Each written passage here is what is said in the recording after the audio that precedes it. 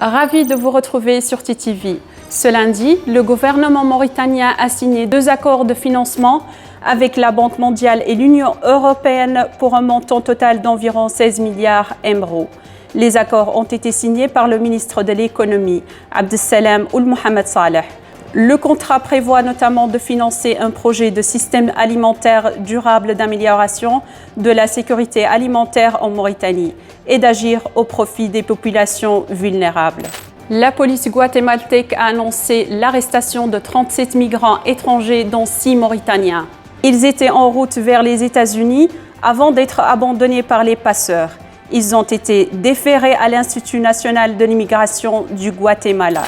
Le cheptel en Mauritanie est estimé à plus de 30 millions de têtes de diverses espèces. C'est ce qu'a confirmé le ministre de l'Élevage, Hamdé Toulchein, lors d'une rencontre avec des promoteurs de Tijikja. Il a indiqué que le gouvernement a décidé cette année de procéder à un recensement général du cheptel pour recueillir suffisamment de données. Le but, concevoir, mettre en œuvre et suivre les politiques et programmes de développement du secteur pastoral.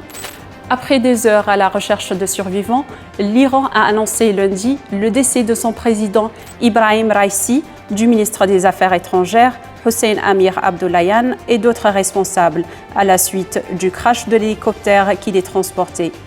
L'accident s'est produit ce dimanche dans la région montagneuse de Djoulfa, dans des conditions météorologiques difficiles. Le président revenait de l'inauguration d'un barrage commun avec l'Azerbaïdjan sur la rivière Aras, frontière entre les deux pays. C'est la fin de ce journal. Ne manquez pas l'actualité de TTV. Rejoignez-nous sur les réseaux sociaux et le site internet fr.taqaddoumi.mr.